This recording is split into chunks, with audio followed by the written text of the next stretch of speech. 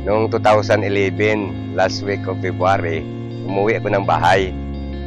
Pating ko sa bahay, parang pagubad ko ng sapatos ko, parang may tinik yung paa ko. Sabi ko sa misis ko pag umaga, tingnan mo nga kung may tinik. Sabi niya sa akin, sabi niya wala naman pero parang may puti na kasing laki ng munggo. After 4 days, nagpit yung taas ng paa ko. Naglabas doon ng nana. Doon na nag-umpisa na unti-unti na nabubulok yung aking talampakan. 3 months, nabubulok na yung talampakan ko at nagmaga na yung paa ko hanggang sa aking hita. Tapos may fluid na tumatagas na mabaho yung amoy. At doon nag-umpisa na kinain ng uod yung paa ko, nagkaroon ng uod. Kinain ng langgam yung mga bulok ng paa ko. Ngayon, mga 6 na buwan ako naghiga, ko Diyos ko, kung kunin mo na ako, sabi ko, nakahandaan ako, huwag mo naman akong perapan. Dahil yung mga malalakas na pinreliver na tick ko, almost 30 minutes lang, yan na naman, 24 hours na nagkikirot yung paa ko. Ngayon, pag umaga, sabi ko, tanggalin mo lahat ng iniinom ko na mga gamot. At nakahandaan ako. Mga first week ng July, pumunta sa akin yung aking member na distributor ng Imglobal, Mrs. Manoxol, nagpapirma ng papeles. Dahil pati mata ko nung ganung kaikling panahon, nag-blackout na rin. Hindi na ako kita. Ngayon sabi niya sa akin, Pres, bakit hindi ka mag-try ng produkto na Imglobal? Sabi niya yung C24/7. Sabi ko sa kanya, ano ba yan? Sabi niya, food supplement. Pag umaga, sabi ng misis ko, nialis muna ako. Pagbalik niya, may dala siyang isang karton na 24/7. So sabi ko, ano ba klase mag-inom nito? Sabi niya, isang kapsula, araw-araw sa loob ng, parang 3 araw at ayon kung hindi ako magkamali. Sabi niya, 2 sa loob, sabi niya, ng 4 na araw. 4, sabi niya, sa loob ng 4 na araw at magbalik ka sa isa-isa. Nung maubos na yung isang box ko, nakapangutang ata si Mrs. ng isang box pa ulit. Tapos si Mrs. Maxwell naman bumalik sa bahay at sinabihan niya ko, Chris, litratuhan kita. Eko, bakit? Sabi niya, ilalapit kita sa niya kay Ma'am Sheila Sanoan, baka matulungan ka. So hindi ko na in-speak na tulungan ako dahil di ko naman kilala. Ikalawa, hindi naman ko membro ng Imglobal. Mga 4 days, dumating yung supply na binigay sa akin, 3 24/7 na box, 3 pulidos, 3 rin na Restolife. So ininom ko yun every 4 hours, isa. Ganun ang routine sa loob ng mga 2 months. After 2 months, sabi ng misis ko sa akin na parang natutuyo, sabi niya, yung sugat mo sa palibot. Hindi rin ako nakumik dahil hindi ko naman makita. Tapos yung aking paningin, mga 1 di pa, medyo nakikita ko na yung tao. Ngayon, sa loob ng 2 buwan, sabi niya sa akin, gumagaling, sabi niya, nagkaroon ng laman na, sabi niya, yung paa at nakakita na ko. Ngayon, ang sabi ko naman sa kanya, dahilan sa ipit din kami at mabuti naman si Ma'am Sheila, sige suporta sa akin ng C24/7 na yan bago yung product ng Global hanggang sa naghilom yung mga sugat ko, natanggal yung mga maga, nawala yung masamang amoy at nakakabangon ako, nakakaupo na ako. Kasi yung sabi ko, yung unang tayo ko na nakalakad na ko, una kong pumunta doon sa opisina ni Ma'am Sheila Sanoan para mag-testimony ng, para maipakita sa kanya na ito ang product ng tulong mo sa akin. Ako'y gumaling na. Pasalamat ako sa produkto na Imglobal dahil number 1 factor yun na ako'y nagaling. Ikalawa, doon sa kay Mrs. Manoxol, siya nag-introduce sa akin ng product na yan. At higit sa lahat, pinapasalamatan ko si Mrs. Sheila San Juan Mansila. Ulit-ulitin ko ito, utang ko sa iyo ang aking buhay. Salamat, oh. Ako si Mr. Berilio Ligarde, 60 years old. Ito ang kwento ng aking buhay.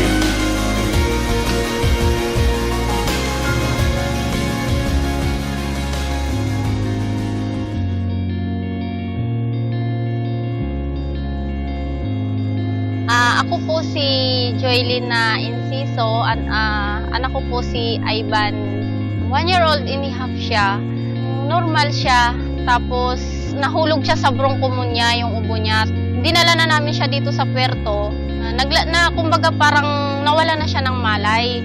Tapos dinala namin siya sa provincial. Tapos pagdala namin dun, mayroon daw siyang tubig sa baga. Tapos nagkaroon siya ng acute na infection sa dugo. Tapos nung nagaling din kasi kumbaga private doctor din kami. Tapos yung 1 month kami doon sa provincial. Tapos paglabas niya, nagtataka lang ako bakit yung anak ko, bakit hindi na siya makabangon, hindi na siya makapagsalita na mama. Bakit ganun? Bakit hindi siya makapagsalita na? Ang ginawa ko, naghanap ako ng therapy hanggang nakilala ko si Dr. Socrates. Nag-board kami sa Baltan para maano siya ng therapy niya. Nung na-therapy na siya, amat-amat, natigilan na rin yun kasi lumipat na kami sa siksikan, medyo malayo na, minsan may pamasay, minsan wala. Talagang nagpursige ako na matuto sa therapy nila. Natuto na ako na nagtsatsaga na mag-therapy sa kanya. Tapos dinala namin din siya sa albularyo, dinala rin namin siya sa para lang na mahilot siya. 3 years old siya, pinaaral ko na siya para matuto siya at mahalubilo sa mga bata. Pero hindi pa siya talaga as in katulad ng kailangan talaga buhatin, kailangan niyang alalayan talaga, hindi siya na yung pusa pa dati. Grade 1 hanggang grade 2, bumabalik-balik pa rin kami sa hospital kasi nga yung sakit niya hindi pa rin talaga mawawala, yung bronchopneumonia, anemia, at saka yung nagkakaroon siya ng tubig sa baga o di kaya acute na infection sa dugo. Hindi yan nawawala sa kanya. Grade 3 na siya, pasukan, mayroon akong na-meet na yun na si Ate Lynn na Soriano. Naawa siguro siya dahil buhat-buhat ko si Ivan. Tapos, inalok niya sa akin yung may choco. Tapos sabi ko sa kanya, pwede ba utang? Sabi ko, hulug-hulugan kita. Tapos nun, pumayag siya. Pinatake ko siya ng 3 days. Nagtataka ako, sabi ko, bakit? Nagkakwentuhan kami na Ate Lynn sa may upuan. Tinawag niya ako, sabi niya. At, Mama, magtingin ka. Tapos pinagtingin kami. Yung pala, maglakad siya. Tumayo siya at maglakad. Tapos pagdating naman sa bahay, hindi na siya mapakali. Gusto niya yung magtayo, maglakad talaga. Siyempre, maliit lang yung bahay namin, walang space. Lagi ko siyang kinakusip naman. Susunin mo na yung sarili mo at huwag kang magpadalo-dalo, baka mamaya mapaano ka. Tapos nung tuloy-tuloy na yung may tuko niya hanggang naubos na, nagpursige na talaga siya na maglakad. Dinala namin sa sports complex para maglakad siya hanggang nakalakad na siya ng 10 hakbang. Tapos pagdating naman sa bahay, ganun din, hindi na siya mapakali. Hanggang inalok na naman sa akin ni Ate Lynn yung pulidos at saka yung complete. Pinainom ko rin naman sa kanya. Tinuloy-tuloy ko yun hanggang ngayon. Yun ang nakikita kong malaking improvement na sa kanya. Nakikita ko na may posibilidad na talaga. Kaysa sa mga kabatch niya na nakahiga lang, hindi kumakain ng kanin, naka-wheelchair na yung iba. Ang gusto ko lang pasasalamatan talaga yung Global.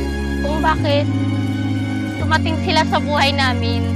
At lalong-lalo na kay Ate Lynn Soriano at sa staff ng Global, kay Ma'am Chi, na tinulungan niya rin kami para makasurvive si Ivan sa case niya na cerebral palsy.